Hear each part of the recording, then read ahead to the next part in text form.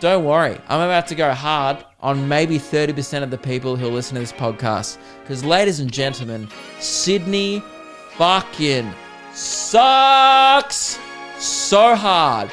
Sydney is probably the worst place in Australia. Somewhere on the sea, it got a little longer, so it seems. That is right. I burned out, so to speak. Welcome to chapter 152. Oh, I've pressed the wrong button again. God damn, what's happening? Welcome to chapter 152 of Perspectives of a Pale Male. That one was sent in by listener Matthew. Great stuff, mate. Little bit of alliteration at the start, then a rhyme at the end. What a perfect intro. Good stuff, Matthew. Ladies and gentlemen, I never say the T in gentlemen. Don't know why. See, don't even say the T and don't know why. I just think I hate T's. Gentlemen, dunno, gonna instead of going to. I think Australians, lazy Australians like myself who don't speak correctly, just hate saying words properly. You know what was weird? I got a message from a Canadian the other day on Instagram, and I assume it was a Canadian because they told me, hey, can you make a video where you just say words? I'm fascinated with your accent. Just say things. That'll be great. So they wanted me to make a YouTube video where just say words like Vancouver and juice. I was like, why? I don't understand the world's fascination with Australian accents. We don't even speak correctly. I would actually say it's one of the least interesting it's English obviously, but accents. It's one of the least interesting accents. The worst accent by far is South African, and you know that if you're a South African. It sounds dirty. Russian speaking English isn't great. Russian speaking Russians sounds like an English person clearing their throat. See, Russian's not great. German's very but there's not many sexy languages like Spanish. There is some that we consider sexier, more appealing languages. The ones where they use their hands like this. This is not Spanish, but it is something, isn't it? There's ones where they talk like this and it's very sexy. And there's always a guy with a ponytail hang on. And then he unclips the hair, he gets rid of the hair tie and his hair flows and he says something like, bonjour, monsieur, or something like that. I don't really know. I'm not bilingual. Actually failed English, not English. Actually, I fail English every day, but I actually did very well at English in high school, which is might be quite surprising to some people who listen to this show. But I did really bad in Italian, horribly. I got an E once in year 7. I think I've talked about this on the podcast, maybe. So I don't want to re-go over old ground, but yeah, just quickly, I did get an E in Italian. Which was the language. And some people were and the teacher was like, oh, that's fine. You've only been doing Italian for a week, so that's okay. She assumed that I had learnt another language in primary school, like Indonesian. Some primary schools did other languages. I'm like, oh no, I've been doing Italian since prep. She's like, right. And you can't count to 10. I'm like, no. But to be fair, I also can't count to 10 in English. So, yeah, cut me a bit of slack. But yeah, I'm terrible at other languages. But I find I've already got off on a tangent. I find it so weird how fascinated other countries are. But not only Australian culture, that one I understand actually. Because, Milo, Vegemite, Lamingtons, kangaroos, pretty fucking weird looking into our country as an outsider, definitely. But I don't understand the fascination with the language. It's really we're just bogan South Africans, and New Zealanders speak a little bit funnier than us, but I would say we speak, I don't know. I just don't see it. I'm not fascinated with other languages. I never hear someone speaking and go, I'm sorry, can you repeat that in your language? And they just say it a bit differently. I'm never like, wow, so fascinating. Anyway, so that person who messaged me on Instagram, no, I'm not going to do that video, but you've heard me say Vancouver and juice, which I don't know why that would be interesting, those two words. surely you'd want to get me to say something like Nallanbimby or, Wollongong. Australian places, just listing Australian places is great. People thought when we went on our regional tour that it was a joke. People from overseas were like, is this a parody? Like, because we had places on our tour list like Bundaberg, and what's another place with a shit name that we went to? There was heaps. Why am I going blank? Rockhampton, no, not really. Dude, there was a ridiculous place. Oh, Wagga. Wagga Wagga was on the poster, and it reads Wagga Wagga as well because it's WAG. So if you're from overseas, you're like, is this a parody of themselves? Yes, regional Australia is a parody of our own culture, right? They've all got funny names. It's just filled with meth and Milo, and that's every regional town, man. Just people, I reckon that would be a culture shock for a lot of Americans. That's actually what the comedian Andrew Schultz, when I opened for him when he came to Australia, he's an American comedian, he's from New York, and we were chatting together backstage, and he just had so many questions like every American does. But his questions were not like, so do you guys ride kangaroos to schools? Because he's not a fucking idiot, right?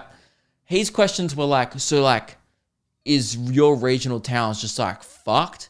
And we were like, yeah, most of them like pretty, not ideal places to live, but obviously a lot of people live there and that's cool. They're used to it. It's just not you go to, like, unless you like putting a needle in you, there's not a lot else to do.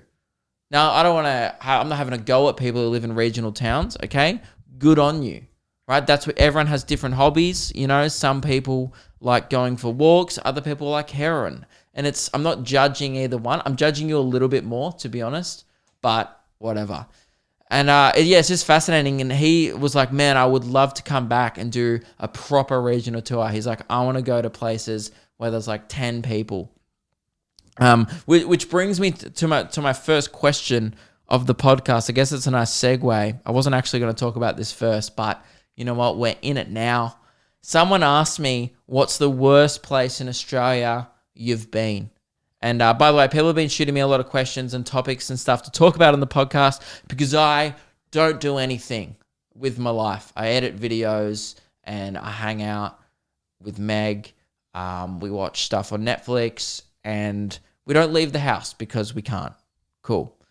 So yeah, one of the questions was, what's the worst place in Australia I've been to? Now, this is a question that I get asked a lot because I go to a lot of places and I don't have an answer for you. Like a definitive, this place sucks nuts and here's why. There's your classics, because every place sucks for a different reason. I personally enjoy the places that suck. So like a place that probably pretty known that sucks, a place called Cooper Pedy. It's in the middle of Australia, or is it Cooper Pedy? I don't know. I've been there like once or twice, I think. Once? I don't know, maybe twice. It's a town that's underground. I was about to say underwater. It's not Atlantis. We don't have Atlantis in the middle of our fucking desert. It's just like an underwater town. No, there's not even a puddle. So it's like it's so hot there that people actually live underneath the ground, like kind of in caves. Think like Tatooine from Star Wars or Jakku, or the Sahara if you're not a nerd. Full on like red desert, very hot, like 40-degree heat. And that's probably the worst place I've been to, I guess, on paper, because there's quite literally nothing to do there. But at the same time, the novelty of sleeping underground. We went there for a school trip once on the Central Australia trip in year 11, and we're sleeping in a cave on like a school trip. That is next level good. Like, fuck hotels, man. Put me in a cave any day of the week for the novelty aspect alone. Not for more than one night, but one night in a cave, great fun. So I would say I love a shithole.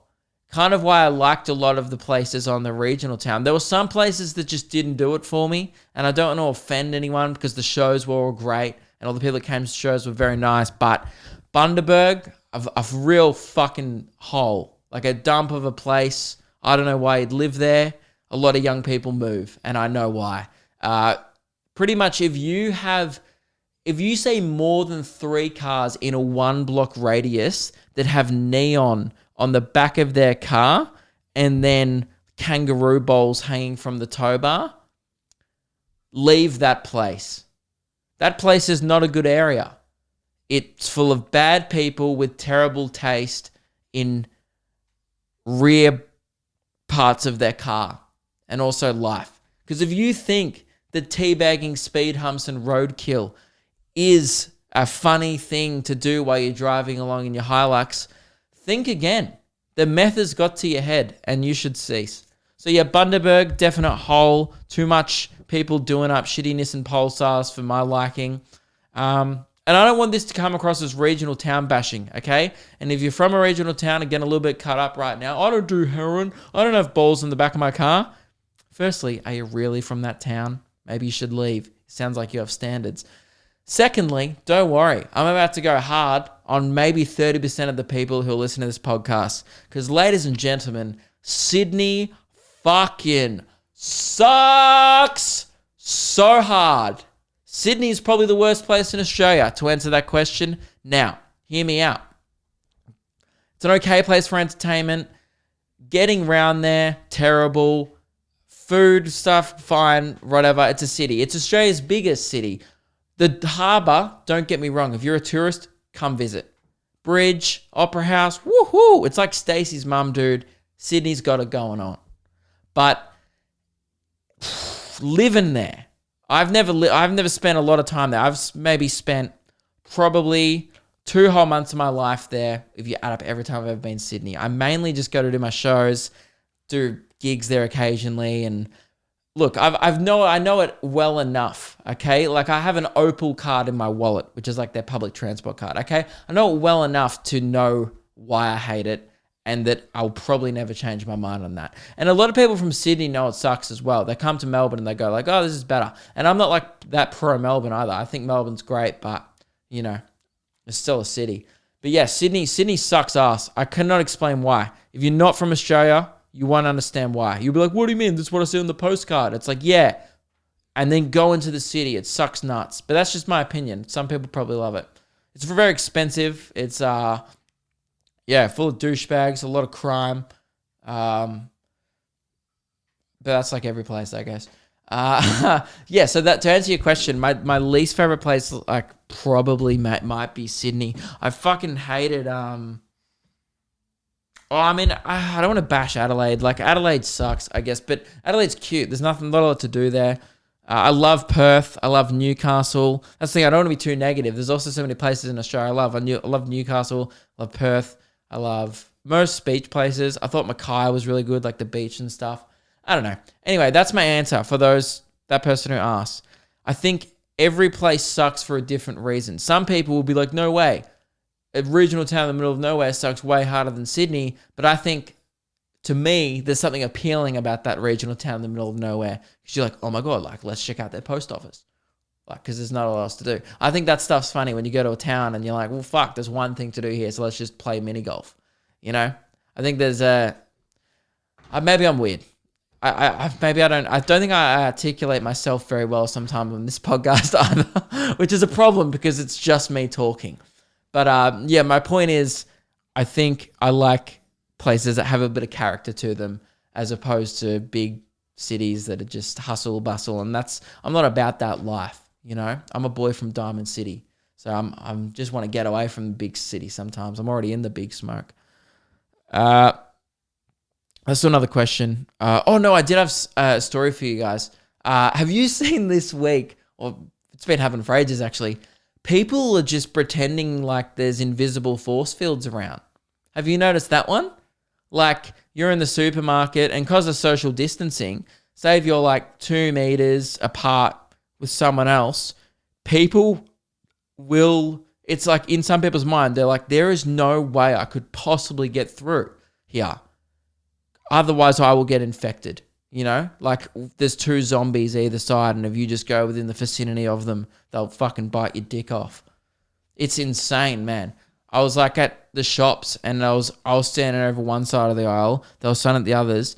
Some guy shopping at the other side, and I turned around because I was like, why is this lady waiting? I was like, She's just staring. I was like, you can feel someone looking at you. And like I turned around and I was like, sorry, am I in your way? I thought she was waiting to get the thing on the shelf that I was going to get. And she's like, no, I'm just waiting to go through. And I was like, well, how are you going to get through any aisle then if you're not willing to walk between two people that are like 2 meters apart? You can't shop then. Why'd you leave the house? You're not even wearing a mask. Don't pretend like you give a fuck about this, Karen, when you probably don't. Okay? You're going to get on Facebook after this and be like, there was a boy not social distancing. Just walk through. All right? I'm not going to fucking spit on you as you go through. Or your dumb baby that was also staring at me. Man, I hate it when kids stare at you. Like there'd be nothing more satisfying in life. You know when why do kids just stare? I get why. They're fascinated with the world.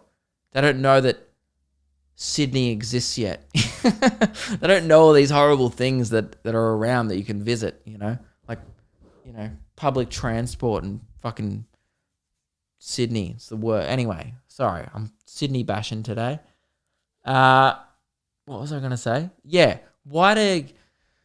When kids stare at you, man, like they're just like their mum will be like, come on. And their kid will just be like walking along, but just completely looking at you. And you're not even doing anything interesting. You're just walking along and you like make eye contact with it and you look away. You're like, what the fuck is that kid? What is that kid looking at? And you look back and you're like, fuck, it's still looking at me.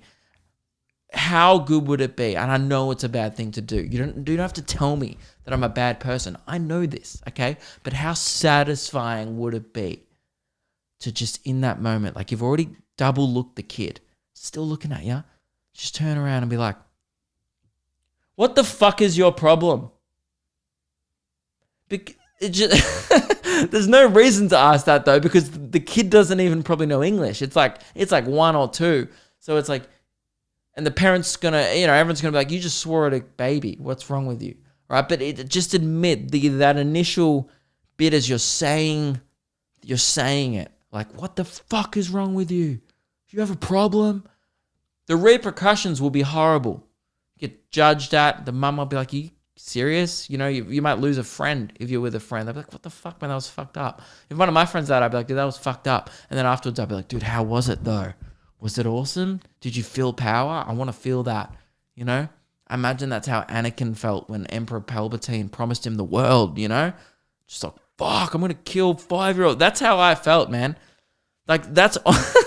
There's nothing else in life makes me want to execute Order 66 harder than a kid just staring at me in a shopping center. I'm just like, get out of my fucking brain. What are you looking at?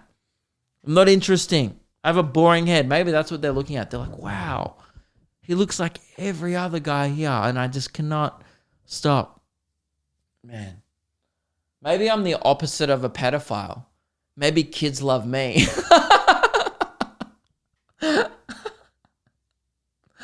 Fuck. Man. Call me Pell George. Because I'm the opposite. Allegedly. Yeah. What was I talking about? I don't know. Fuck it. I'll answer another question. Oh yeah, people social distancing. Yeah, can we stop? That's my point, is stop pretending like there's an invisible force field between people in public. I'm all for keeping your distance. That's great. Let's flatten the curve. But come on, people. You just walk through quickly if we're 2 meters apart. You can, I love it when people do these ones as well, like it's helping. They put their shoulders in. If you're an audio listener, right? Just pretend like you're walking between 2 people, but you're trying to make yourself as thin as possible. People do this when they're walking between you. Like their shoulders are going to get fucking coronavirus. It's like, no, if you're that worried about it, cover your fucking mouth and your nose so you don't breathe it in, you moron. I had a guy the other day go sideways. But he was still facing me, to avoid being near the 2 people between the invisible force field, right? Dude, the way people are navigating this is so great to watch. I'm really observant when I leave the house now because there's nothing else to do. And I'm like, oh, a human. And I'm like a baby and I just fucking stare at him for no reason. And they turn around like, what's your fucking problem? No, but this guy slid between me, just like sideways. Like he was walking normally and then he went, oh, and went sideways. I'm like, oh, that'll help. The germ will be like, oh, well, he's gone sideways, so we won't infect him. Man, it's so good. I've been absolutely loving people's attempts to social distance, and good on them. You know, they're taking it seriously. When really the majority of people don't give a fuck anymore, man. Walk around, go to any shopping center. Apparently, it's packed. I haven't been, but I've seen people online. Like I've seen these photos of just people just shopping, and this is what's getting me is my mum, right, works in a bookstore, and it's been open the whole time. And she's like, yeah, I don't know why it's still open. Like, she's been going into work because it's a job, right? And they're still open. So she's like, all right, I'll go in. But I was like, have you been busy? She's like, no. Like, we're a bookstore and, you know, in the middle of like, yes, some people have been buying books to read while they're bored at home, but you can just buy that shit online. They're not an essential service, you know? Zara is open, dude. Like, oh, fuck. Like, I need food, water, and women's fashion. It's not an essential item. I get those stores running their warehouses still, shipping stuff online because the economy, you gotta keep that shit going. But why are stores opened yet when I'm recording this today, they've just lifted restrictions in Victoria tomorrow where you're allowed gatherings of 5 to 10 people. But currently right now, you're only still supposed to leave the house by law to care for someone, essential things, blah, blah, blah. Yet people are just going clothes shopping. And then the government's been like, stop going clothes shopping. It's like, well, close the fucking stores then. For some reason, I feel like, am I an idiot? I feel like this has been the one thing that's confusing me since the start. I'm like, why is Kathmandu open? You know? It's not like you need to go hiking right now. I don't understand. Like, oh no, I need to spend $1,000 on a sleeping bag. Quick! Hurry, hurry, hurry, it's essential. I need to buy an overpriced water bottle. Stat! I don't understand why all these stores are open right now when it's technically illegal to shop at them. It's very confusing to be a citizen right now, particularly in Australia. I don't know what other countries are like, but Australia, they have federal laws about it, and then the state laws, it's like, are all different. So it's like, our Prime Minister goes like, oh, you can do this, and then your Victorian, like, our Premier's like, we can't yet, but Perth is. Anyway, whatever. I'm going to answer a question because I'm sick of talking about it. So I got a few people to send me some questions on the social medias. If you want to follow the podcast on Instagram, it's just at Memoirs of a White Guy. Page, the first one, I just went on it now. New purchases from Cotton On. No new purchases page. I just realized now after reading that question, probably should have vetted the questions a little better or even at all before the podcast, but I guess that's kind of the raw appeal of this show, you know? Like, I will never prepare. I make no apologies. This is me. Apologies. I'm unprepared. Update on Love and ISO. Will there be an episode 2? Mate, there will be an episode 2, I think. Yeah, I if you didn't see on my YouTube channel during the week, go check it out. If you haven't seen it, it's Meg and I wrote like a fake reality show for Meg and I. It's called Love and ISO. And yeah, it's full of drama. And I kind of just wrote it as a one-off because I thought isolation was going to be ending soon, which I think it might be. We'll see. So I just thought, oh, it's a one-off thing. And then people were like, we want episode 2. And I was like, I don't even know if we'll be in isolation soon. It was never supposed to be a series. But yeah, I might do an episode 2. I guess the drama may continue. Who knows what's going to happen in this crazy house. But yeah, I've already started writing episode 2. So when I get around to it, I've got a few other videos in the queue that I want to do though. I still got to review that Too Hot to Handle bullshit. This one comes from a female called, I don't know if she'd want me to read her name, but let's call her Nico. I'm not going to read her full name. Why are guys wanking more in isolation? Because they're not getting laid? Although, let's be honest, most guys who are wanking more in isolation probably weren't getting laid anyway. I think it's because they don't have jobs. Paige. Oh, not Paige. That was the first one. Nico. Some of these questions are pretty self-explanatory. Personally, I've talked about this on the Luke and Meg podcast. It's very personal. I don't like getting this personal on the podcast. It's weird when thousands of strangers know things about you that they probably shouldn't. This is going to also sound like a lie, like I'm building up to this thing, but it's 100% the truth. This is weird. I don't want to say this actually, but I've already said it on a Patreon podcast. Fuck. It was fine when it was behind a paywall. I do not wank anymore. And I know it sounds like a fucking lie. Every guy's gonna be like, I call bullshit, bro. I call bullshit. It's like, nah, man. I live with, again, it's very personal. And it's, my relationship is not your problem. But I live with my girlfriend and I don't have the need to do that. And that's it. That's the best way to put it.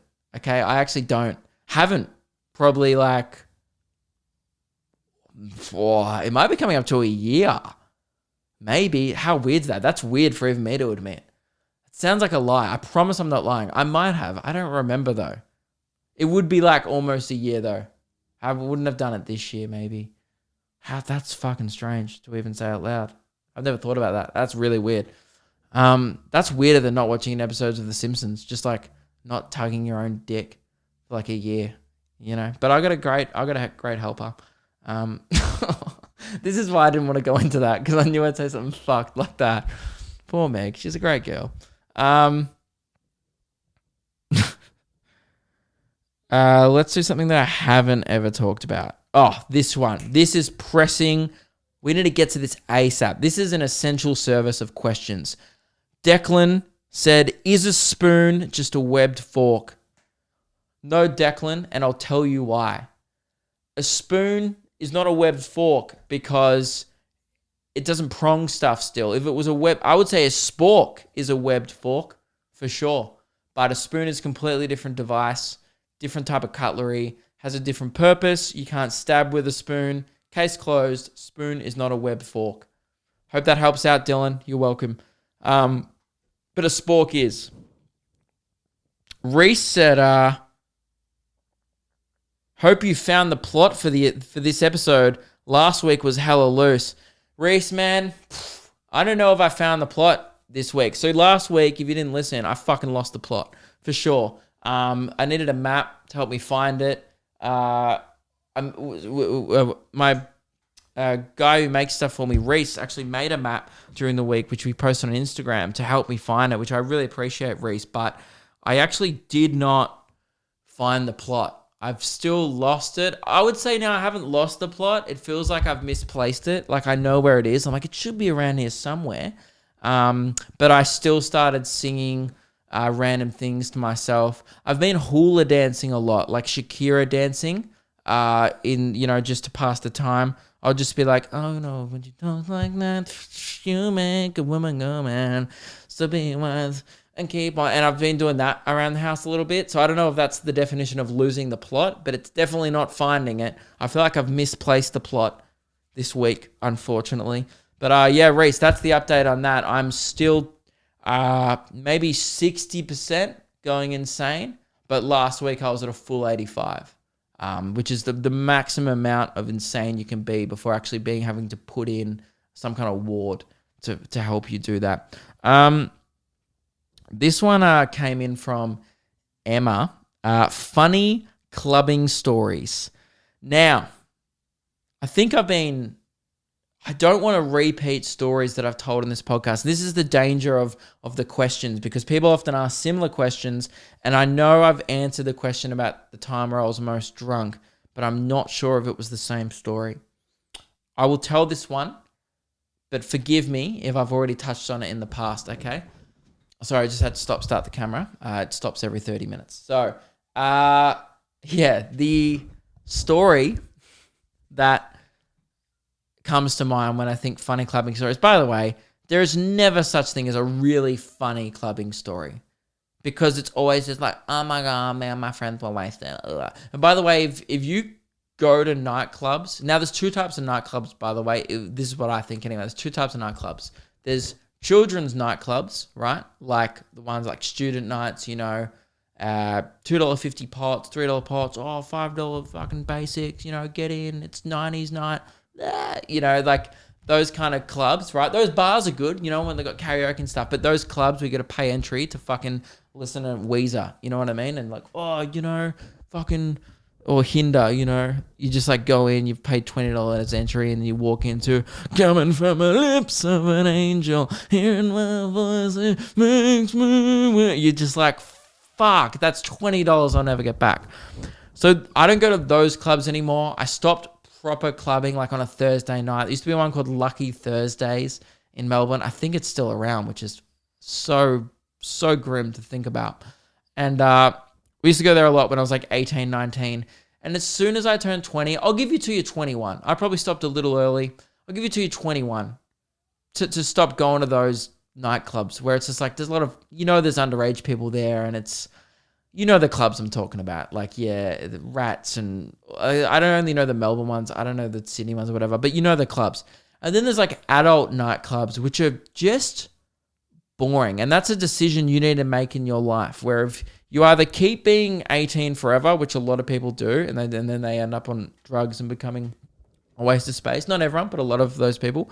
And then you got to make it, most people come to a point when they hit about 21, 22, and they go, all right, am I going to be a bar person and just chill at the pub? Or am I going to go like the elegant nightclub, like the higher, the more expensive nightclub route? There's nightclubs that are like definitely for adults. If you're paying like $13, $14 for a drink, that you're at an adult nightclub, right?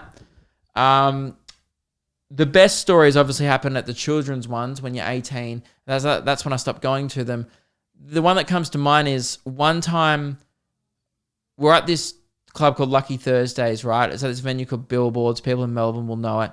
And dude, I was like really hammered because we used to take out like $30 cash. This might seem crazy, and I feel like an old man now, and I'm not old, by the way. I'm 24. I feel like an old man because you probably couldn't do this now. But back in my day, we used to take out like literally $40, $30 cash with us and have a sick night. It was $2.50 pots of beer and $5 basics. So even if you were just drinking like spirits all night with what, $30, I'm really bad at maths. You could have 6. I knew that, guys. 6 drinks. All right. But if you're having beers, you could have 12, right, with $30. So if you take $50 with you, you're balling at one of these clubs. And then you got enough money to catch the train home at 5 a.m. And that's what we used to do when we didn't all have a lot of money. So we used to like go out, spend all night out, and then catch the train home at 5 a.m., which was the first train in the morning. And one day we were all really, really fucking hammered. And then my mate found $50 on the floor at this nightclub. Now, $50 when you're already pretty drunk goes a long way when beers are $2.50 and vodka raspberries are like $4.50 or whatever they were at the time. Dude, we lined up the bar with vodka raspberries, and all I remember is vomiting on the vet near my house, then myself, and then this is probably one of the most embarrassing things I've ever done, by the way, and I think I may have talked about this before on the podcast, but if I haven't, I passed out on my front yard. And my parents weren't home that weekend. They were away because it was like a long weekend or something. And I was so drunk that I couldn't get... It was like, it's pathetic. I realized this was supposed to be a funny clubbing story. This sounds like I'm in an AA meeting right now. And they're like, what was the turning point? When did you know that you needed help? This makes it sound like I have such a drinking problem. This was when I was 18, by the way, and I didn't used to drink that much. And this is why. Because I used to be one of those people who used to get fucking obliterated because I didn't know how to drink. And I used to just end up like fucking paralyzed by the end of the night. And yeah, it was really cold. It was like this time of year. And I was so drunk I couldn't get my back gate open. So then I just sat down. I was like, I'll just sit down for 5 minutes. I'll calm down. Then I'll try the gate again. And then I woke up like 3 hours later, freezing cold. I reckon I was close on hypothermia, and I found my way inside. And then my brother was like, did you come in at 7 a.m. this morning? I was like, no, I got home at like 4 or 5, but I just passed out and I couldn't get the gate open. And he's like, fuck, like he was in the house. He felt so bad, but he's like, damn. So yeah, that was probably the worst thing that's ever happened to me at a club. Dude, it's not a place where funny things happen. It's just not like there's funny things happen on the night, you know. Oh, my mate jumped in a bin. Like one time, my mate Simo, who people might know from Luke and Lewis, he was at one of these nightclubs dressed like Warwick Kappa after some dress up party, but he came after his dress up party. No one else was dressed up. Everyone else was just like in jeans, like going out. And he just rocked up in 80s footy shorts, a wig, and just committed to being Warwick Kappa for the night. Was taking speckies over people on the dance floor. That was pretty good. But again, more of a you had to be there kind of thing. So I would say, yeah, to answer your question, whoever asked that, hang on, I've lost my phone. That would be my best clubbing story. However, I wouldn't call it that funny. I would call it a cry for help. So that was from Emma. And then then we just like realized that going to bars and pubs is a lot more fun because you can actually talk to your friends instead of being like, what? I can't, and then you've got to wait for the drop. You know, it's like, you know, like, and that was when like Timmy Trumpet and she used to play this. So it was like, bass. And then if you wanted to say something, you'd have to wait for the bit where it's like, do you want a drink? Yeah. And you have to time your fucking conversations with the shitty beat. And then we were like, why are we doing this? Let's just go. Because the reason why I was going out with my friends is because I just wanted to hang out with friends. And they were like, why are we doing this? Blasting our ears with house and club music. And at the time it was like, what was the type of music called? Whatever like Will Sparks is. Bounce? I don't know. Whatever. But yeah, I'm not really into clubbing, if you haven't already guessed. What's the grossest thing you've done in quarantine? From Holly? I didn't. Again, I feel like I shouldn't be reading these out because I don't have good answers. Nothing. I didn't have a shower for like a day. And that's it. What do you want me to say there, Holly? Really? Asking that question. Do you want me to be like, guys, I shat myself in bed? Or even better, guys, I just shat myself now. See, if I shat myself now, that would be good content for the show. Really good clickbait. I shit myself, you know? And then it's like the thumbnail's me like,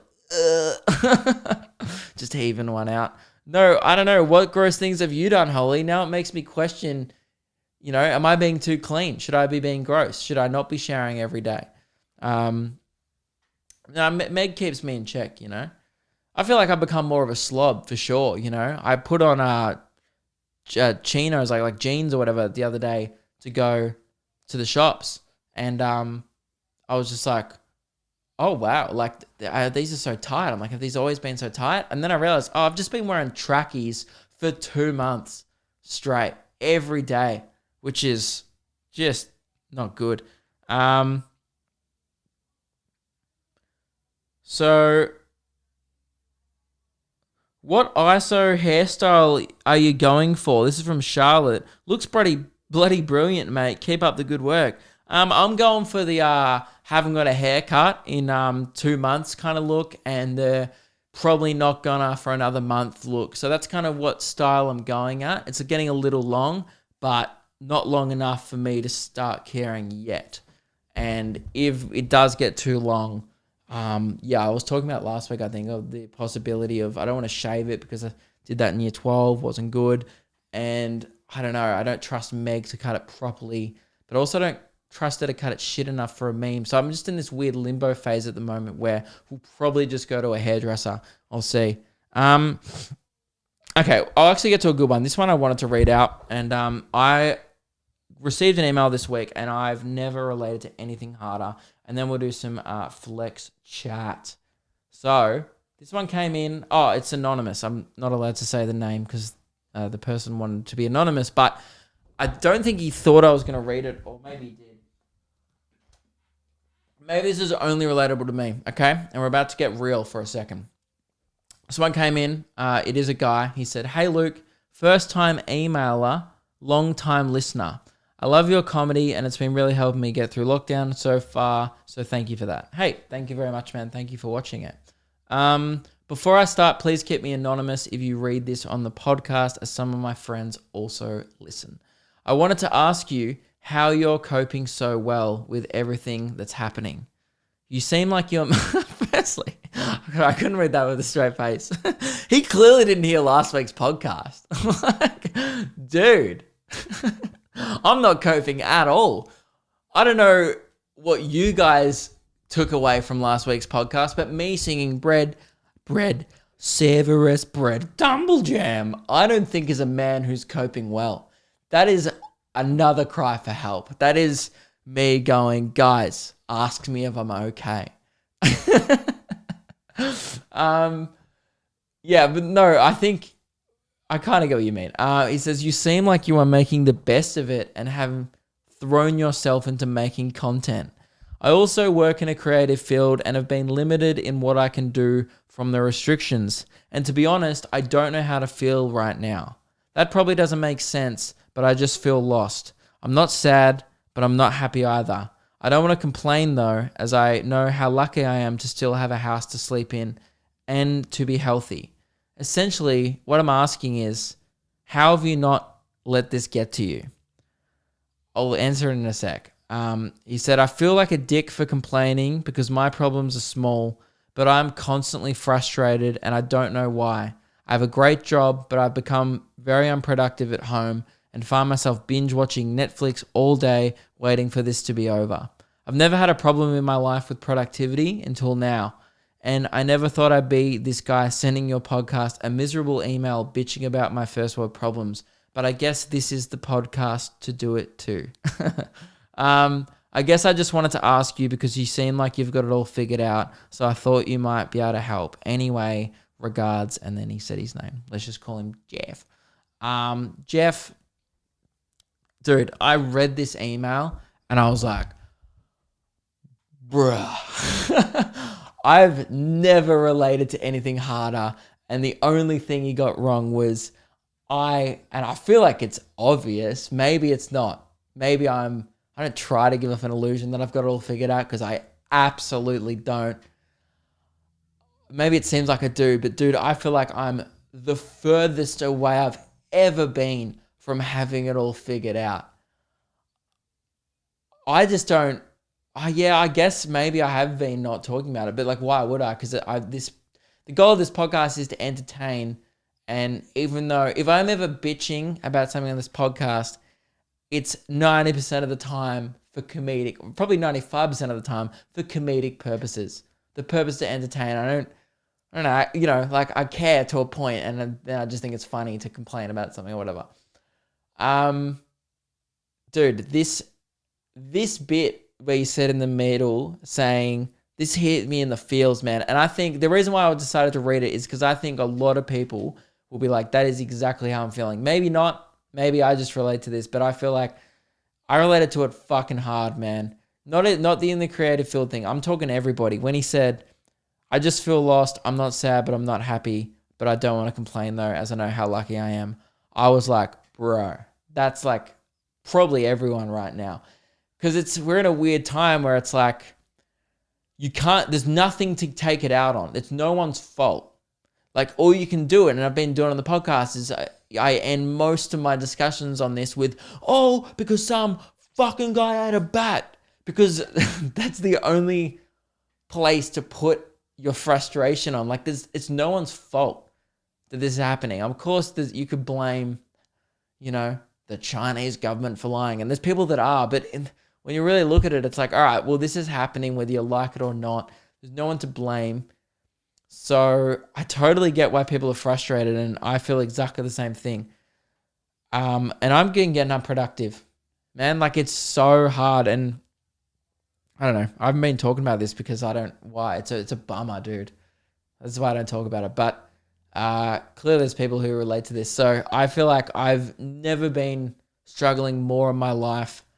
Not for motivation, like I want to make videos and I've been enjoying it, but the motivation's changed, and that's something I've shifted. Essentially, and this is why I didn't want to talk about it because I feel like I'm being a sook, is the good way of putting it is I didn't realize how good I had it until now.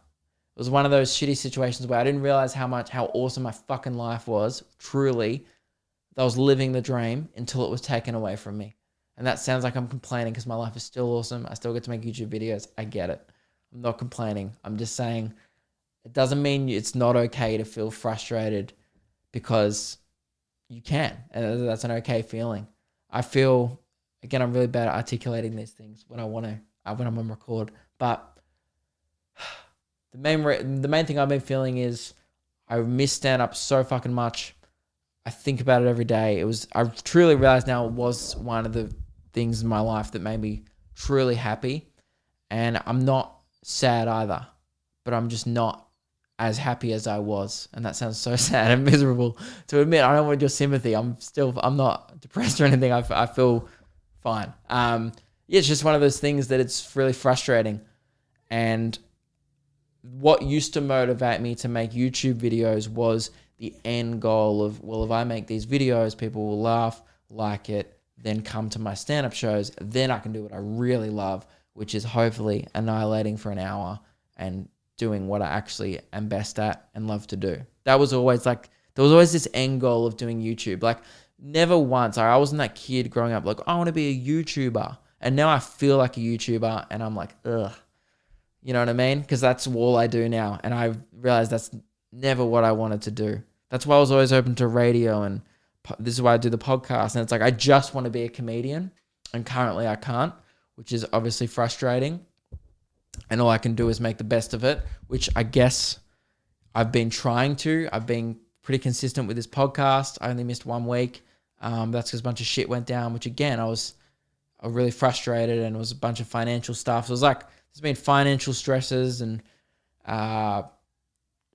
yeah, dude, I don't really know what to say other than all I wanted to say is, I guess, I don't have it all figured out, and you're not the only one. I think that's the best I can say to Jeff, the guy who sent this in. I think a lot of people will be feeling like this at the moment, and it sucks. Yeah, I walk around some days. Sometimes I just don't feel like doing anything, but I just force myself to, because I'm like, well, there's still this distant end goal of like, once this is all over, I could have some great shows. And that's the only thing keeping me going, because I sure as fucking hell don't care about YouTube, I realize. Like, I don't want people to interpret that like I don't care about my videos I make. I love my videos I make, and I love making them. What I mean is, I don't give a fuck about how many people watch them. I don't care about the subscribers. It's just like, no, I don't care about really building my channel. I just want to be a better comedian. Like, I just want to do, that sounds so lame. I just want to do what I love. But yeah, that's it. I just want to have fun, and I obviously love it when more people watch my videos, and I would love to have a bigger channel, but it was never a goal of mine to like focus on the numbers. And now, I don't know, there's been a bunch of things. Like, now I feel like I've been reading comment sections more, and that's really bad, you know, because the internet's no, I'm not even saying it's just bad. It's such a waste of time, you know. Like, I love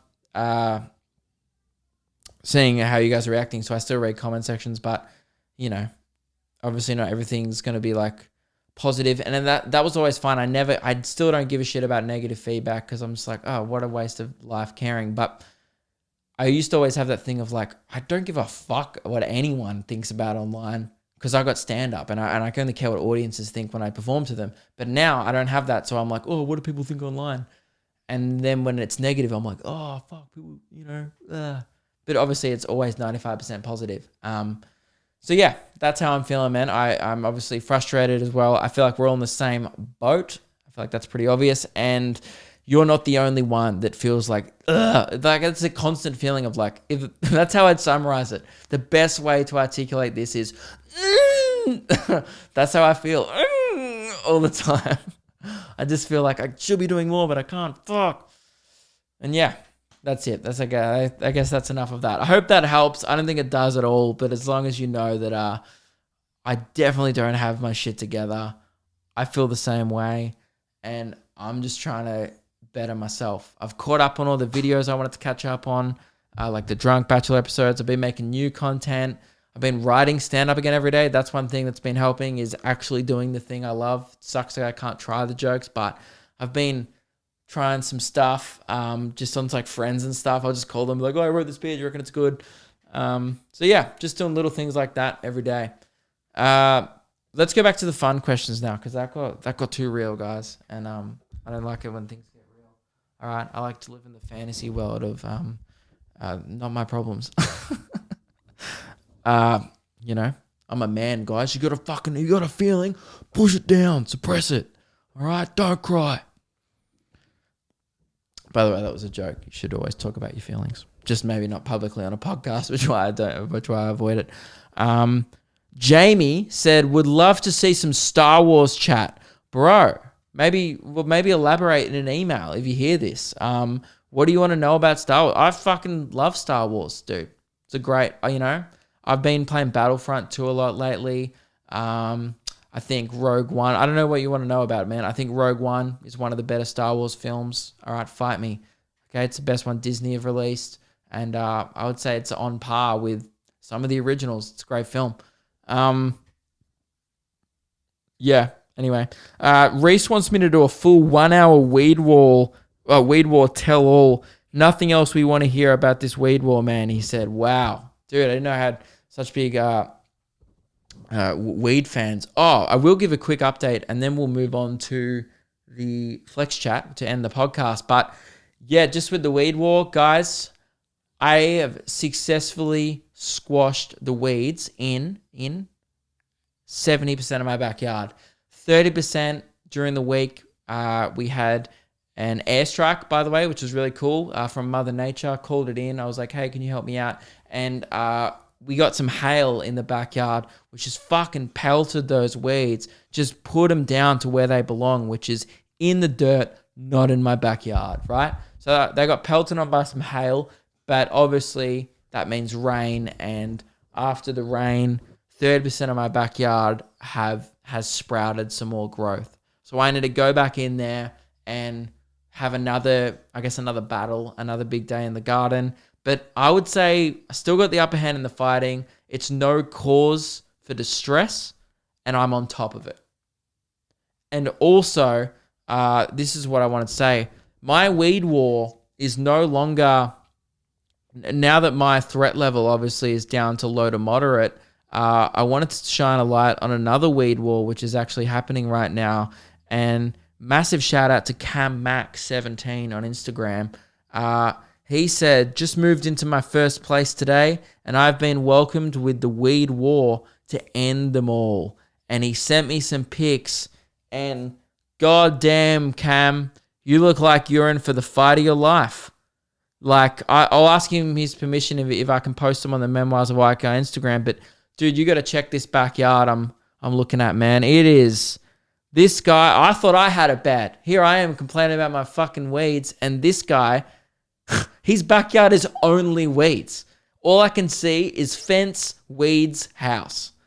So Cam, just want you to know that you have the absolute full support of not only me, but this podcast community as well. And I would love you to keep us updated in your exploits out there, okay? Because this is what a war is.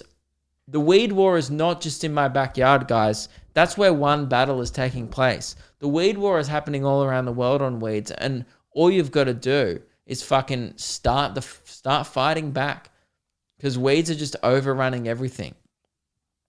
So yeah, man, Cam, stay strong, brother. Good luck out there, and remember, make it rain on those motherfuckers. All right, you know what to do. Okay, I've given a blueprint of how to win these types of battles on this podcast. Listen to that episode, analyze my strategy.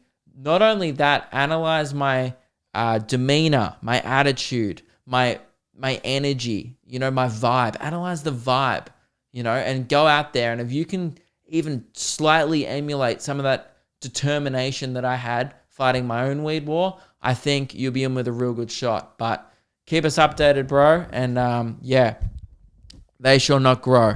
Woohoo! I'll wrap it up soon, guys, because I've been gone for a while, but I will wrap it up with some Flex Chats. Flex Chat is a segment that we do from time to time on this podcast where we celebrate the little wins, we celebrate the big wins. Not often in life do you ever get a chance to just flex on them, which sucks. You never, people call you out. Tall poppy syndrome in Australia is a big thing. Not often do you get a chance to just be like, yes, I fucking won an award. And everyone goes, oh, big man, won an award. We don't do that on this podcast, okay? We celebrate people's victories, no matter how big or small. And so you can send a flex chat anytime. Just write flex in the subject. It's luke.kidgell@gmail.com if you want to send in your flex chat or any other correspondence with the show. This one, by the way, these first few are from early April. They got sent in a while back, so I hope I haven't read them already. I don't think I have. This one's from Jack. Hey, Luke. It's called, he said, he goes, I ate 2 boxes of Savoys in a day. Pretty huge flex, I know. And I also watched the ads on your podcast last week, giving you that bread money. Appreciate it, Jack. And, man, massive flex. Good stuff, man. Fucking nothing but net, dude. Hitting that swish. Swish, bish. Good stuff, bro. I'm saying bro a lot, man. I've turned into like this alpha jock, dude, that I hate. I don't want to flex on you in flex chat, but once I ate 4 packets of Savoys in a day, although we're trying to eat 40, so we fell very short. But gets very salty, very dry. They're like Jats, by the way, if you don't know what Savoys are. But if you like Jats more. Oh, you know what was fucking uncalled for? You know what really set me off during the week? Fuck it, we're doing a long podcast now because this pissed me off. Frenchie sends me an unsolicited text during the week. He's an Australian comedian, by the way. Just sends me 2. Okay, I gotta calm down. Like, just focus. He sends me a picture of a packet of Savoys and a packet of Jats and says, Jats are so much better, it's not even close. I was having a great night. Just hanging out, doing some leisurely activities that I love. You know, I was playing some Battlefront actually with my friend. And then that text comes through and I was like, well, that's fucking ruined my day. I'm a proud Savoy boy. That will never change. But don't come at me. Like, I just knew he was trying to make me angry.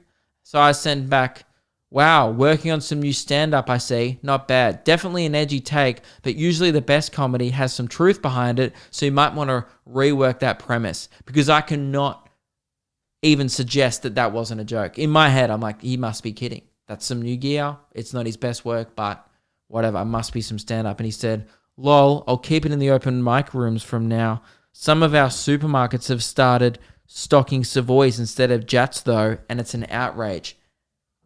Hey, Frenchie, you know I love you and appreciate you. Go fuck yourself. I like your comedy. I like you as a person. I like our friendship. But your hot take there on Jats, to quote Meg in my latest video, is not okay. It's not okay. And I'm happy to start a beef, all right? And I'll go to fucking, I don't know what I'm going to do. But yeah, I'm not happy. And someone send this to Frenchie. I want him to know I'm fucking really not happy with him. Yeah. I don't know what to say. I'm out. I literally, I was disgusted. You know when you thought you knew someone and then you're like, oh, I don't know anything about you and you're a stranger to me now. That's what happened. So, yep. Get better, Frenchie. Just improve. That's it. That's all I ask of you, man. Improve as a person. I love Frenchie. Okay, we're joking. I'm not joking about the Savoys. I'm deadly serious about that. He's a very, very good friend, but also improve, get better. This one comes in. This flex chat comes from Ambj. I don't know. That's not a name. They said I balanced my broom the right side up, and then I tripped over it. So hang on. That started out as a flex. So I balanced my broom the right side up. There we go. Boom. Nothing but net. Is that impressive?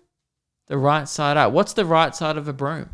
Can someone please inform me what the right side of a broom is? Whatever. This podcast has gone for too long. I need to end it. Then I tripped over it. So that started off as a flex, right? You did a good broom balance and then you tripped over it. So that's more of a flex fail. Half flex, half fail. Look, not a bad one. Probably should have prepared more. Again, I make no apologies. I'm unprepared. Alex sent in this one. He said, "Hey mate, it's Alex here, and I bring you some fine flex chat." Oh no, just some flex chat.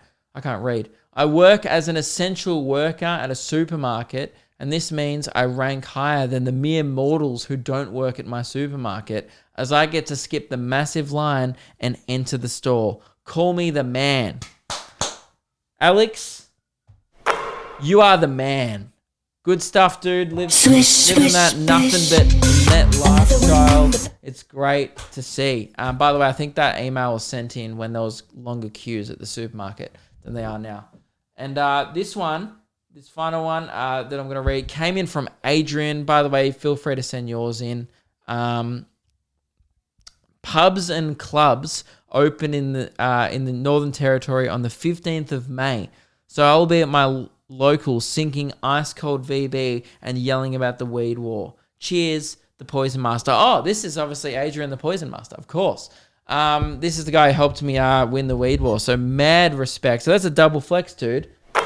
Not only will you be obviously telling the masses at your local, which you said about your triumphs in helping someone win their battle of the weed war, which is nothing better than a war story at a pub, I tell you that much. But dude, why are Northern Territory reopening their places?